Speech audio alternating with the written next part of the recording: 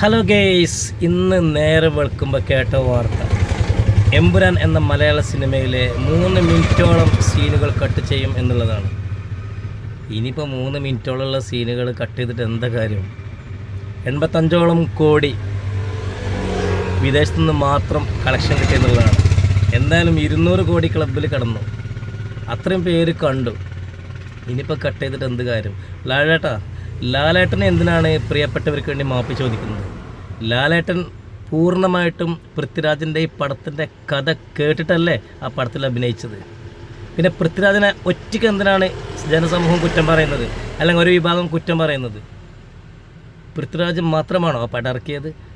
ആ പടത്തിൻ്റെ കഥയും തിരക്കഥയും വേറെ ആളല്ലേ. അതിൻ്റെ പ്രൊഡ്യൂസർ ഈ കഥ കേട്ടിട്ടല്ലേ പടത്തേക്ക് ഇറങ്ങണത്, പൈസ ഇറക്കണത്. ലാലേട്ടൻ പൂർണ്ണമായിട്ടും ആ കഥ കേട്ടിട്ടല്ലേ പടത്തേക്ക് ഇറങ്ങുന്നത്. അപ്പോൾ എന്തേ ലാലേട്ട പ്രിയപ്പെട്ടവർക്ക് വേണ്ടി മാപ്പ് പറയാൻ കഴിഞ്ഞില്ലേ? എന്തിനാ ലാലേട്ട ജനങ്ങളെ മുന്നിൽ ഇങ്ങനെ തരം താഴ്ന്നത്? താങ്കൾ മലയാളികളുടെ മനം കവർന്ന ഒരു നടനാണ്, ഇഷ്ടപ്പെട്ട നടനാണ്. മമ്മൂക്ക, ലാലേട്ടൻ എന്നൊക്കെ പറയുമ്പോൾ മലയാള സിനിമയിലെ നടന്മാരിൽ ഏറ്റവും ഉന്നതയിൽ നിൽക്കുന്ന നടന്മാരാണ്. താങ്കളുടെ വില കളയുന്നൊരു വർത്തമാനമാണ് താങ്കൾ ഇന്നലെ പോസ്റ്റ് ഇട്ടത്. പ്രിയപ്പെട്ടവർക്ക് വേണ്ടി മാപ്പ് ചോദിക്കുന്നു. അതിൻ്റെ അർത്ഥം പ്രിയപ്പെട്ടവർ എന്ന് പറഞ്ഞാൽ മലയാള സിനിമയിലെ എല്ലാവരും പെട്ടു. പക്ഷേ അതല്ലല്ലോ അതിൻ്റെ അർത്ഥം. പ്രിയപ്പെട്ടവർ എന്ന് പറഞ്ഞാൽ ലാലേട്ടനെ എല്ലാവരും ഇഷ്ടപ്പെടുന്നവരാണ്. പക്ഷേ താങ്കൾ പ്രിയപ്പെട്ടവർക്ക് വേണ്ടി എന്ന് പറയാൻ പാടില്ല. കാരണം പ്രിയപ്പെട്ടവർക്ക് വേണ്ടി എന്ന് പറയുമ്പോൾ മലയാള സിനിമ കാണുന്ന എല്ലാവരും പെട്ടു.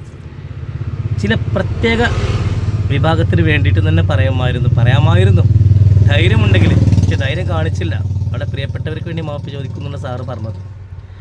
പിന്നെ എന്തിനാണ് പൃഥ്വിരാജിനെ എങ്ങനെ ആക്ഷേപിക്കുന്നത്? അദ്ദേഹം നല്ലൊരു പടമാണ് മുന്നോട്ട് കൊണ്ടുവന്നത്, ജനങ്ങളെ കാണിച്ചത്. അതും ചില ഇന്ത്യയിൽ നടന്ന സംഭവങ്ങൾ എടുത്തു കാണിച്ചു. അത് ഇത്ര തെറ്റാണോ? അങ്ങനെയാണെങ്കിൽ കേരളത്തിൽ പല സിനിമകളിലും പോലീസ് സ്റ്റേഷനുകൾ അടിച്ച് തകർക്കുന്നു, വെടിവെച്ച് കൊല്ലുന്നു, പോലീസുമാരെ വെടിവെച്ച് കൊല്ലുന്നു, ചില രാഷ്ട്രീയക്കാരെ എടുത്തു പറയുന്നു. അപ്പോൾ അതിനൊന്നും ഒരു കുഴപ്പമുണ്ടായില്ലല്ലോ. ഇപ്പം എന്താ ചിലർക്ക് മാത്രം ചില പ്രശ്നങ്ങൾ വന്നത്? ഞാൻ രാഷ്ട്രീയത്തെ പറ്റി പറയലുണ്ട്, ആ സിനിമയിലെ ഒരു സംഭവം പറയാണ്.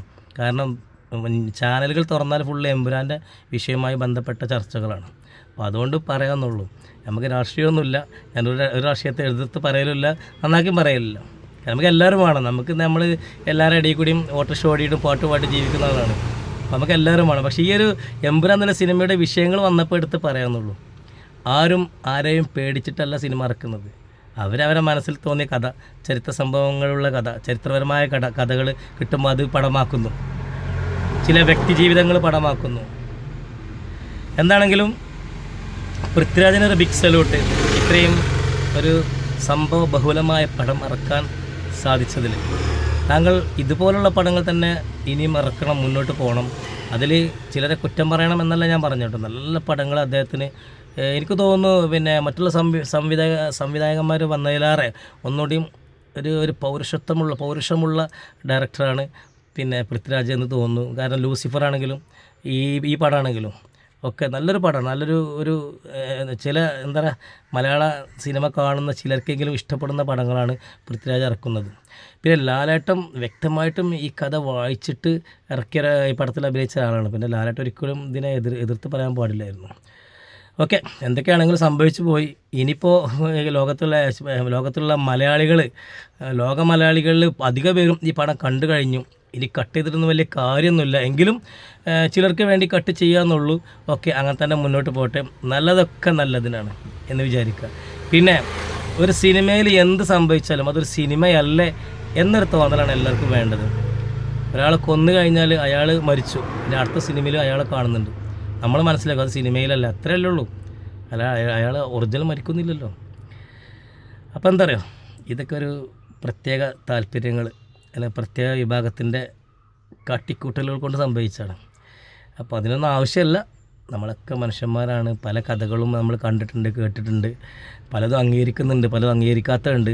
അതൊരു ചെവി കൂടെ വിടുക, അല്ലെങ്കിൽ നമ്മൾ കണ്ടും മൈൻഡ് ചെയ്യാതെ വെക്കുക, അത്രേ ഉള്ളൂ. ഓക്കെ, അപ്പോൾ എല്ലാവർക്കും ഇങ്ങനെയുള്ള നല്ല പടങ്ങൾ ഇനിയും ഇറങ്ങട്ടെ എന്ന് ആശംസിച്ചുകൊണ്ട് ഞാൻ ബാബ കൂരാണ്.